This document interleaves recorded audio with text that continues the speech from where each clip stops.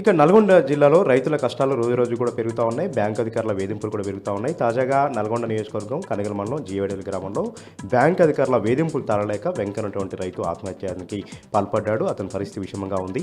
అయితే గత కొన్ని రోజులుగా కూడా కోఆపరేటివ్ బ్యాంకు సంబంధించినటువంటి అధికారులు తమను వేధిస్తూ ఉన్నారు. తమ పొలాల్లో జెండాలు బాతారు. అప్పు కట్టకుంటే ఊళ్ళో చాటింపు చేసి పొలం వేలం వేస్తామని బెదిరించడంతోనే మనస్తాపానికి గురినటువంటి రైతు వెంకన్న ఈరోజు పురుగుల మందాగి ఆత్మహత్యకు ప్రయత్నించాడు. ఆయన పరిస్థితి విషమంగా ఉంది. నల్గొండ ప్రభుత్వ ఆసుపత్రిలో చేర్పించి వైద్యం చేస్తూ ఉన్నారు. రుణమాఫీ కాక రైతు భరోసా డబ్బులు రాక ఇక అప్పును చేసినటువంటి అప్పులు తీరక తాము అంతా కూడా ఇబ్బందులు పడుతున్నామంటూ కూడా రైతు వెంకన్న ఆవేదన వ్యక్తం చేయడం జరిగింది. ఇక సూర్యాపేట జిల్లా వార్తలు ఒకసారి చూద్దాం. సూర్యాపేట జిల్లా వ్యాప్తంగా రైతులకు సాగునీటి కష్టాలు ఎక్కువైతా ఉన్నాయి. వేసవి తాపం పెరిగింది. ఎండలు ఎక్కడెక్కడ కూడా పెరిగిపోతూ ఉన్నాయి. భూగర్భ జలాలు అడుగంటిపోయి ఎస్ఆర్ఎస్పీ కాలంలో నీరు లేక ఎక్కడికక్కడ కూడా చివరి ఆయకట్టు భూములు ఎండిపోతున్నటువంటి పరిస్థితి మనకు కనిపిస్తూ ఉంది. ఎస్ఆర్ఎస్పీ ఆయకట్టు కింద ఉన్నటువంటి సూర్యాపేట నియోజకవర్గం పెనపాడు మండలం గారకుంట తండా గ్రామంలో పరిస్థితి అయితే మరీ దారుణంగా తయారైంది. గ్రామంలో దాదాపు 1000 ఎకరాల వరకు కూడా ప్రమాదకరమైన స్థితిలో ఉంది. పొట్టదశలో ఉంది. నీరు అందాక ఎక్కడికక్కడ కూడా ఎండిపోతుండడంతో రైతులు తట్టుకోలేకపోతా ఉన్నారు. తల్లడిల్లిపోతా ఉన్నారు. చేసేదేం లేక కోయాల్సినటువంటి వరి పొలాలన్నింటి కూడా మేతకు వేసినటువంటి పరిస్థితి కూడా అక్కడ నెలకొంది. అక్కడ ఉన్నటువంటి పశువులు గొర్రెలను కూడా అందులో మేపుతూ నిరసన కార్యక్రమాలకు దిగుతూ ఉన్నావు. గత బీఆర్ఎస్ పార్టీ ప్రభుత్వంలో పుష్కలంగా నీళ్ళు వచ్చారు. మండు ఎండాకాలంలో కూడా చెరువులు మత్తడి దుంకాయి. కానీ ఇప్పుడున్నటువంటి కాంగ్రెస్ పార్టీ ప్రభుత్వం కాళేశ్వరాన్ని పక్కన పెట్టి కాళేశ్వరాన్ని పడావ పెట్టడంతోనే తమకు పంట పొలాలకు నీరందాక ఇబ్బంది పడుతున్నామంటూ కూడా గారగుంట్ల పాలన సంబంధించిన రైతులు వాపోతా ఉన్నారు. ఇక యాదాద్రి భువనగిరి జిల్లా వార్తలు ఒకసారి చూద్దాం. యాదగిరిగుట్ట లక్ష్మీనరసింహ స్వామివారి వార్షిక బ్రహ్మోత్సవాలు అంగరంగ వైభవంగా కన్నుల పండుగ జరుగుతూ ఉన్నాయి. 4వ రోజు జరుపుకున్న ఈరోజు ఉదయాన్నే స్వామివారు వటపత్రసాయి అలంకార సేవలో తిరుమాడ వీధుల్లో ఊరేగుతూ భక్తులకు దర్శనభాగ్యం కల్పించారు. సాయంత్రం వేళ హంసవాహనంపై ఊరేగారు. ఉదయం సాయంత్రం వేళలో కూడా స్వామివారు తీరొక అలంకారంలో తీరొక వాహనం పైన అందంగా ముస్తాబై అమ్మవారితో కలిసి తిరుమాడ వీధుల్లో ఊరేగుతుంటే చూడడానికి 2 కళ్ళు కూడా చాలట్లేదని కూడా భక్తులు తమయాత్రం లోనుతూ ఉన్నారు. ఇక బ్రహ్మోత్సవాల సందర్భంగా ధార్మిక సంగీత సాహిత్య మహాసభను కూడా నిర్వహిస్తూ ఉన్నారు. భక్తులకు ఆధ్యాత్మిక ఆహ్లాదాన్ని కూడా కల్పిస్తూ ఉన్నారు.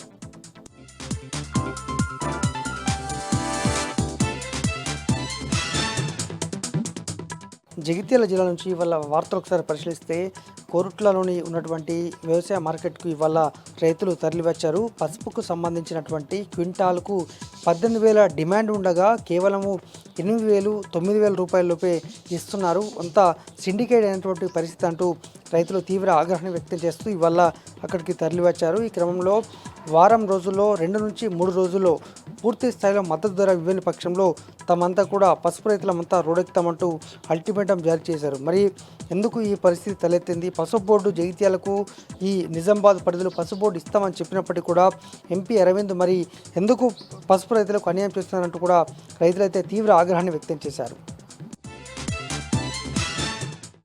ఇక మరొక వార్త, యూరియా కొరత జగిత్యాల జిల్లా వ్యాప్తంగా భారీ ఎత్తున ఉన్న విషయం మనకు తెలిసిందే. వరుస కథనాల టీమ్స్లో ప్రచారం కూడా రావడం జరిగింది. అయితే ఈ క్రమంలో నిన్న ఈ బాధ్యులుగా చేస్తూ జిల్లా వ్యవసాయ శాఖ అధికారి రామచంద్రంతో పాటు టెక్నికల్ ఈవోగా ఉన్నటువంటి శ్రీనివాస్ను రాష్ట్ర ప్రభుత్వం సస్పెండ్ చేసింది. మరి యూరియా కొరత ఉన్నప్పుడు అధిగమించాల్సింది పోయి ఈ అధికారులను ఎందుకు బలి చేస్తున్నారనేటువంటి ప్రశ్న ఈ జిల్లా వ్యాప్తంగా ఉన్నటువంటి అధికారులు తలెత్తింది. మరి దీనికి ఇప్పటికైనా ఆ యూరియా కొరతను అధిగమిస్తారా లేకుంటే ఈ అధికారులను బలి పశువులను చేస్తారనేది మాత్రం మనకు తెలియాల్సి ఉంది.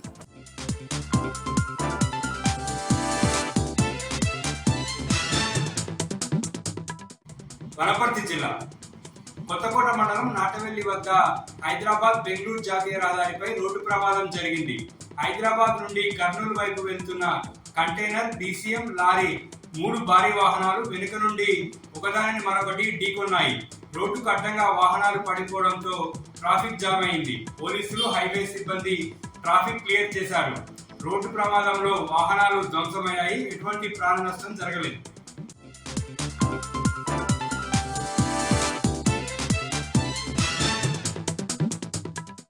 పెద్దపల్లి జిల్లాకు సంబంధించి ఈరోజు ప్రధాన వార్తలు చూసుకున్నట్లయితే మంతిని మండలం అడవి సోమన్పల్లి మానేరు నది వద్ద నిర్మించినటువంటి చెక్ డ్యామ్ను మా మంత్రి మాజీ ఎమ్మెల్యే పుట్ట మధుకర్ పరిశీలించారు. ఈ సందర్భంగా ఆయన మాట్లాడుతూ తెలంగాణ తొలి ముఖ్యమంత్రి కేసీఆర్ ముందు చూపుతోటి చెక్ డ్యామ్ నిర్మించారు. అయితే అప్పుడు ఈ మానేరు నది వద్ద నిర్మించినటువంటి చెక్ డ్యాము సైంటిఫిక్గా లేదంటూ ఆరోపణలు చేసినటువంటి కాంగ్రెస్ పార్టీ నాయకులు ఇప్పుడు మండుటెండలో కూడా నీళ్లు ఉన్నటువంటి పరిస్థితి, అలాగే మత్స్యకారులకు ఏ విధంగా ఉపయోగపడుతుందో ఉపాధి కలుగుతుందో చూసి ముక్కును భూమికి రాకాలంటూ కూడా ఆయన ఈ సందర్భంగా తెలిపారు. అంతేకాకుండా కాళేశ్వరం యొక్క ప్రాజెక్టు యొక్క ఒక పిల్లర్ కుంగిన సాకును చూపించి మొత్తం కాళేశ్వరం ప్రాజెక్ట్ అంతా కూడా ఎండబెట్టినటువంటి కాంగ్రెస్ నాయకులకు రైతులు సరైన సమయంలో బుద్ధి చెప్తారంటూ కూడా ఆయన ఆరోపించారు. ఇప్పటికే పంటలన్నీ కూడా నీరందక సాగునీళ్ళు అందక ఎండిపోతున్నటువంటి పరిస్థితి. ఇప్పటికైనా కూడా కాంగ్రెస్ పార్టీ నాయకులు కాంగ్రెస్ ప్రభుత్వం వెంటనే కాళేశ్వరం యొక్క ప్రాజెక్టును పనులన్నీ కూడా పూర్తి చేసి రైతులకు సాగునీళ్ళు ఇవ్వాలంటూ కూడా ఆయన ఈ సందర్భంగా డిమాండ్ చేశారు. అలాగే మరొక ప్రధాన వార్త చూసుకున్నట్లయితే రామగుండం ఎన్టీపీసీలో బీఆర్ఎస్ నాయకుడు కార్మిక నేత కౌశిక్ గారి మీడియా సమావేశం నిర్వహించారు. ఈ సందర్భంగా కౌశిక్ గారి మాట్లాడుతూ రామగుండం ఎన్టీపీసీ సంస్థ ఫ్రీగా ఉచితంగా ఇస్తున్నటువంటి బూడిదని కొందరు స్థానిక ఎమ్మెల్యే యొక్క అంచెలంతా కూడా దందాగా మార్చి నిత్యం ఒక్కో లారీకి లోడింగ్ పేరిట 4,600 రూపాయలు వసూలు చేస్తున్నారంటూ కూడా ఆయన ఆరోపించారు. ఇక్కడ ఉన్నటువంటి స్థానిక లారీలకు ఇవ్వాల్సినటువంటి బూడిద ఇక్కడ ఇతర ప్రాంతాలకు సంబంధించినటువంటి వారికి ఇస్తున్నారంటూ కూడా ఆయన ఆరోపించారు. వెంటనే ఎన్టీపీసీ సంస్థ ఈ యొక్క జరుగుతున్నటువంటి బూడిద దందాను వెంటనే అరికట్టి స్థానికంగా లోకల్ లారీలకే మొదటి ప్రియారిటీ ఇవ్వాలి. అంతేకాకుండా లోడింగ్ కూడా ఎన్టీపీసీ సంస్థ చేపట్టి ఉచితంగా బూడిద ఇవ్వాలంటూ కూడా ఆయన ఈ సందర్భంగా ఎన్టీపీసీ సంస్థను హెచ్చరించారు. లేని పక్షంలో పెద్ద ఎత్తున కూడా ఎన్టీపీసీ ప్లాంట్ను ముట్టడిస్తామంటూ కూడా ఆయన అన్నారు. అలాగే మరొక ప్రధాన వార్త చూసుకున్నట్లయితే పాలకుర్తి మండలం పుట్నూరులో ఉన్నటువంటి ప్రాథమిక ఆరోగ్య కేంద్రం గత కొన్ని నెలల నుండి కూడా వైద్యులు లేక అక్కడ ఉన్నటువంటి చుట్టుపక్కల గ్రామస్తులంతా కూడా ఇబ్బంది పడుతున్నటువంటి పరిస్థితి. అయితే దీంతో గ్రామస్తులంతా కూడా ఈరోజు ఆందోళన చేపట్టారు. అయితే గత కొన్ని సంవత్సరాలు 2009లో ప్రారంభించినటువంటి ఈ యొక్క ప్రాథమిక ఆరోగ్య కేంద్రాన్ని గత 3 నెలల నుండి కూడా వైద్యులు ఎవరు కూడా రాకపోవడంతో స్థానికంగా వాళ్ళంతా కూడా ఇబ్బంది పడుతున్నారు. అయితే వైద్యులు ఎవరు రాని కారణం చూపించి జిల్లా అధికారులు అక్కడ ఉన్నటువంటి ప్రాథమిక ఆరోగ్య కేంద్రాన్ని జిల్లా కేంద్రానికి తరలించారు. అయితే దీని పట్ల కూడా స్థానికులంతా కూడా ఆవేదన వ్యక్తం చేశారు.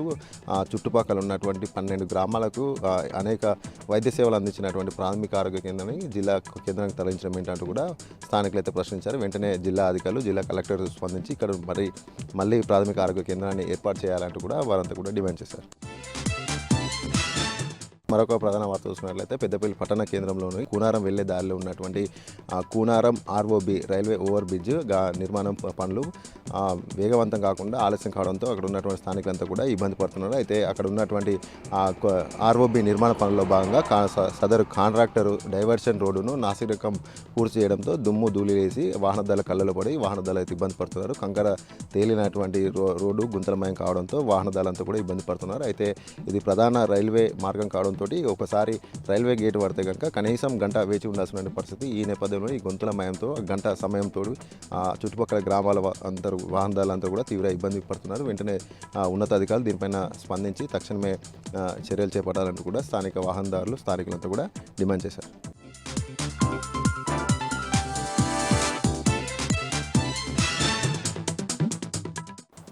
ప్రభుత్వ వసతి గృహంలో బాలికలను ఎలుకలు కొరికిన ఘటన వికారాబాద్ జిల్లా నవాబ్పేట కస్తూర్బా గాంధీ పాఠశాలలో చోటు చేసుకుంది.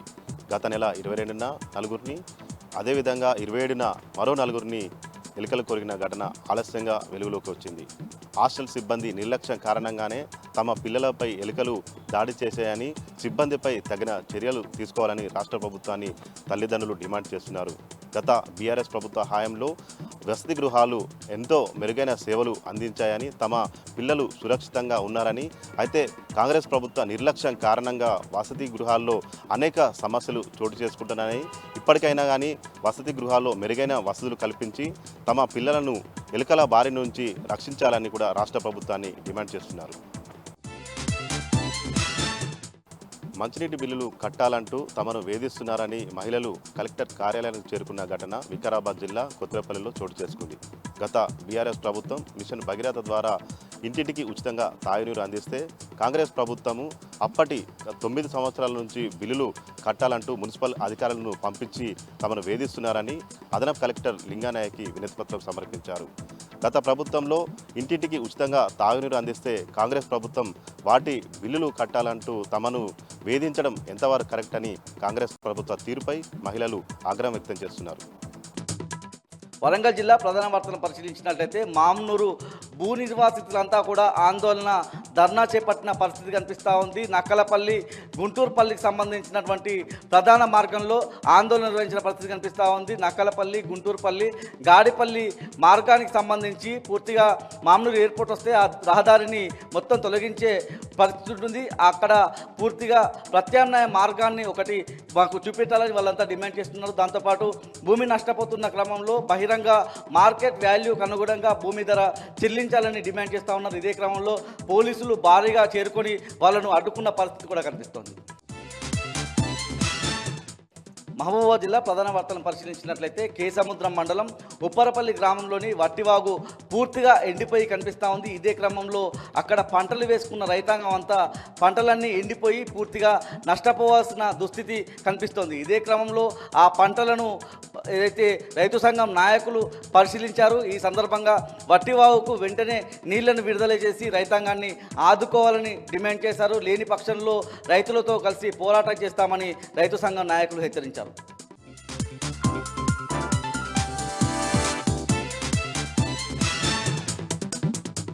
ఇక ఈరోజు నాగర్ కర్నూలు జిల్లా ప్రధాన వార్తలు చూసినట్టయితే ఎస్ఎల్బిసి టన్నెల్లో జరిగినటువంటి ప్రమాదం నేటికి 11 రోజులు అయినప్పటికీ అందులో చిక్కుకున్నటువంటి 8 మంది ఆచూకీ మాత్రం ఇప్పటి వరకు కూడా లభ్యం కాకపోవడంతో వాళ్ళ కుటుంబ సభ్యులంతా కూడా ఆందోళన చెందుతున్నటువంటి పరిస్థితి కనిపిస్తూ ఉంది.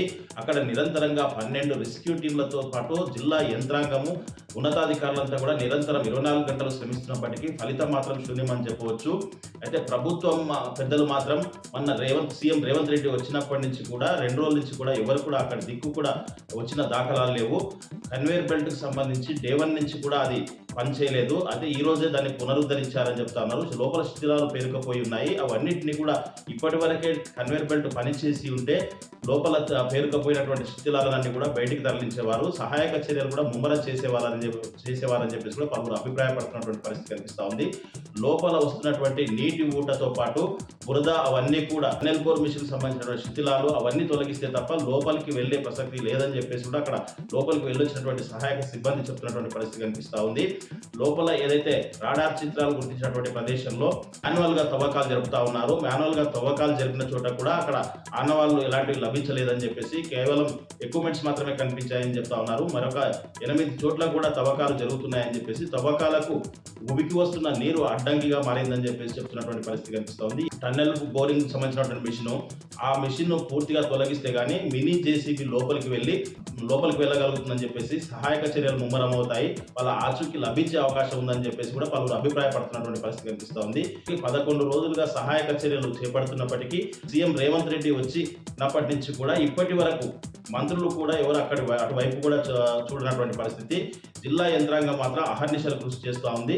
అక్కడ సహాయక చర్యలు ముమ్మరంగా నడుస్తున్నాయి కానీ ఫలితం శూన్యంగా కనిపిస్తూ ఉంది. జిల్లా యంత్రాంగంతో పాటు ఉన్నతాధికారులు రెస్క్యూ టీంలు అయితే నిరంతరం కృషి చేస్తున్నాయని చెప్పవచ్చు. వాళ్ళ ఆచూకీ మరి కొన్ని రోజులు పట్టే అవకాశం ఉందని కూడా పలువురు అభిప్రాయపడుతున్నటువంటి పరిస్థితి ఇక్కడ కనిపిస్తూ ఉంది.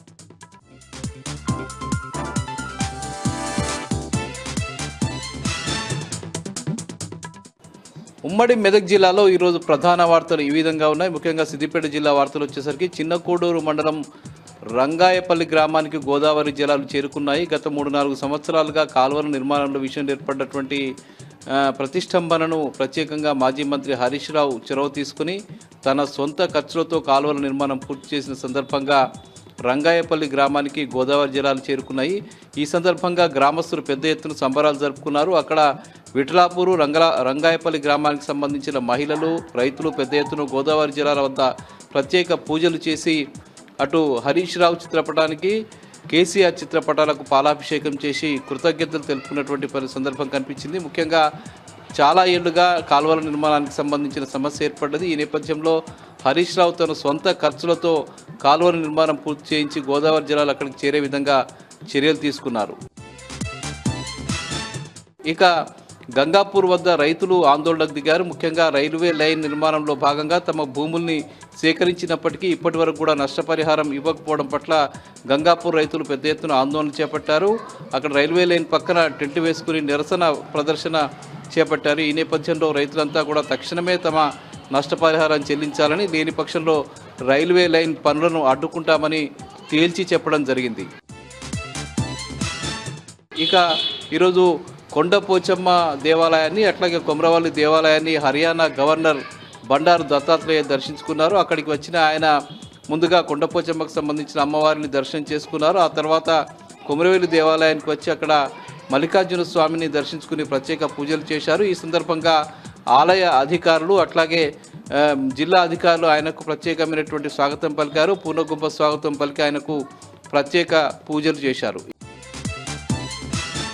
ఇక సంగారెడ్డి జిల్లా వార్తలు వచ్చేసరికి సంగారెడ్డి జిల్లా గుమ్మడిదలలో యథావిధిగా వినూత్న పద్ధతిలో అక్కడి రైతులు ఆందోళన కొనసాగుతూ ఉన్నది. ముఖ్యంగా నల్లవెల్లి ప్యారానగర్ ప్రాంతంలో డంప్ యార్డు ఏర్పాటుకు చర్యలు తీసుకుంటున్న నేపథ్యంలో పెద్ద ఎత్తున ఆందోళన కొనసాగుతున్న విషయం తెలిసిందే. 28 రోజులుగా అక్కడ దీక్షలు కొనసాగుతున్నాయి. వివిధ పద్ధతుల్లో వినూత్న రీతుల్లో స్థానిక ప్రజలు ఆందోళన చేస్తున్నారు. గుమ్మడిదలకు చెందిన 13 గ్రామాలకు సంబంధించిన ప్రజలు పెద్ద ఎత్తున ఆందోళనలో పాల్గొంటున్నారు. ముఖ్యంగా రాష్ట్ర ప్రభుత్వం ముఖ్యమంత్రి రేవంత్ రెడ్డి మొండి వైఖరి విడనాడి తక్షణమే ఆ డంప్ యార్డుకు రద్దు చేస్తున్నట్టుగా నిర్ణయం తీసుకోవాలని చెప్పి ఈ సందర్భంగా జీవో రిలీజ్ చేయాలని చెప్పి డిమాండ్ చేస్తూ వాళ్ళు ఈ కార్యక్రమాన్ని చేపడుతూ ఉన్నారు.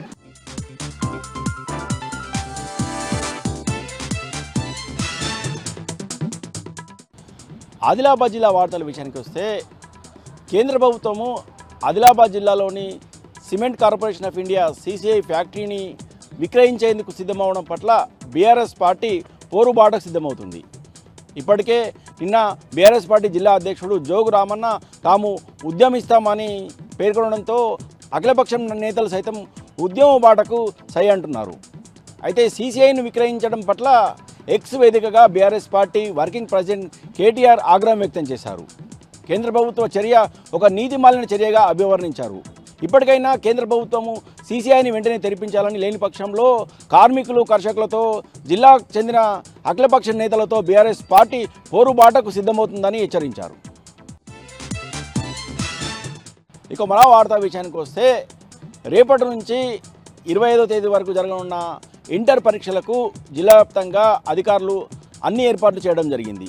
ఆదిలాబాద్ జిల్లా వ్యాప్తంగా మొత్తం ఇంటర్ పరీక్షలకు 18,800 మంది విద్యార్థులు హాజరు కానున్నారు. ఇందుకోసము అన్ని ఏర్పాట్లు చేసినట్టు జిల్లా కలెక్టర్ రాజా సీసా పేర్కొన్నారు. ఇంటర్ పరీక్షల నిర్వహణపై జిల్లా అధికారులతోని టెలికాన్ఫరెన్స్ నిర్వహించిన జిల్లా కలెక్టర్ అన్ని ఏర్పాట్లు సిద్ధం చేసినట్టు తెలిపారు. ఈ సందర్భంగా మాస్ కాపీయింగ్ చోటు లేకుండా అన్ని పగడ్బందీ చర్యలు చేపట్టినట్టు వివరించారు. పరీక్షా సెంటర్ల వద్ద జిల్లా వ్యాప్తంగా ఏర్పాటు చేసిన 31 పరీక్షా కేంద్రాల వద్ద సీసీ కెమెరాలు ఏర్పాటు చేసినట్టు, అలాగే విద్యార్థులు ప్రశాంత వాతావరణంలో పరీక్షలు రాసేలా చర్యలు చేపట్టినట్టు తెలిపారు. ఈ సందర్భంగా విద్యార్థులకు ఆల్ ది బెస్ట్ తెలిపారు జిల్లా కలెక్టర్. ఇక మరో వార్తా విషయానికి వస్తే జిల్లాలో వేసవికాలం ఆరంభంలోనే రైతులకు సాగునీటి కష్టాలు మొదలయ్యాయి.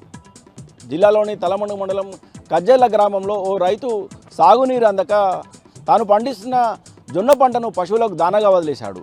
తనకు ఉన్న 2 బోర్లు చెడిపోవడంతో పాటు కాలం నుంచి సరిగా సాగునీరు అందకపోవడంతో పంట ఎండిపోయింది. దీంతో జొన్న పంటను పశువులకు దానగా వదిలేశాడు. ఇప్పటికైనా ప్రభుత్వము కాలువను సరిచేయాలని, అలాగే సాగునీటి సౌకర్యం కల్పించాలని ఈ సందర్భంగా రైతు ప్రభుత్వాన్ని విజ్ఞప్తి చేశారు. ఇక నిర్మల్ జిల్లా వార్తల విషయానికి వస్తే కవ్వాల్ అభయారణ్యం పరిధిలోని కడెం మండలం మైసంపేట అటవీ ప్రాంతంలో నిన్న రాత్రి జరిగిన అగ్ని ప్రమాదంలో వేలాది చెట్లు అగ్నికి ఆగుతయ్యాయి. అడవిలో ఉన్న ఎండిన ఆకులు ఈ కార్చిచ్చును మరింత వ్యాపించేసింది.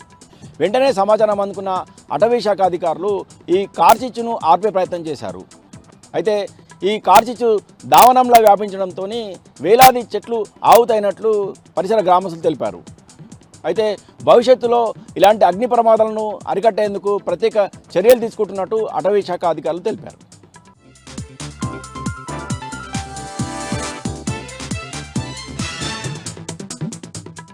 ఇవాళ ఉమ్మడి ఖమ్మం జిల్లా వార్తలు ఒకసారి గమనిస్తే ఖమ్మం జిల్లా పరిషత్ హాల్లో జరిగినటువంటి మిర్చి ధర పతనము రైతులను ఆదుకునేటువంటి అంశం మీద ఒక భారీ స్థాయి సెమినార్ నిర్వహించారు. వ్యవసాయ శాస్త్రవేత్త శరత్ బాబుతో పాటు రైతు సంఘం నాయకులు, వివిధ పార్టీల రాజకీయ నాయకులు ఈ సమావేశానికి హాజరయ్యారు. ముఖ్యంగా ఖమ్మం జిల్లాలో మిర్చి ధర పతనం పైన సమగ్రంగా చర్చించారు. కేంద్ర రాష్ట్ర ప్రభుత్వాలు తీసుకోవాల్సిన చర్యలు, రైతులను ఆదుకోవాల్సినటువంటి అంశం మీద రైతులు, రైతు సంఘ నాయకులు పలు సూచనలు చేశారు. కేంద్ర రాష్ట్ర ప్రభుత్వాల తీరుపైన బీఆర్ఎస్ పార్టీ జిల్లా అధ్యక్షుడు ఎమ్మెల్సీ తాతా మసూద్ మండిపడ్డారు. రైతులకు అవగాహన కల్పించకుండా, మద్దతు ధర చెల్లించకుండా ప్రభుత్వాలు చేస్తున్నటువంటి జాప్యం వల్లనే తీవ్ర నష్టం ఏర్పడుతుందని, తక్షణం కేంద్ర రాష్ట్ర ప్రభుత్వాలు జోక్యం చేసుకుని మిర్చికి క్వింటాల్ 25,000 రూపాయల ధర చెల్లించడంతో పాటు ఖమ్మంలో మిర్చి బోర్డు ఏర్పాటు చేయాల్సినటువంటి అంశం మీద దృష్టి సారించాలని డిమాండ్ చేశారు. దాంతోపాటే ఆధునిక పద్ధతుల్లో వ్యవసాయం చేసేటువంటి అంశాల్లో రైతులను మేల్కొల్పాలని కూడా తాతా మధు కేంద్ర రాష్ట్ర ప్రభుత్వాలకు సూచించారు.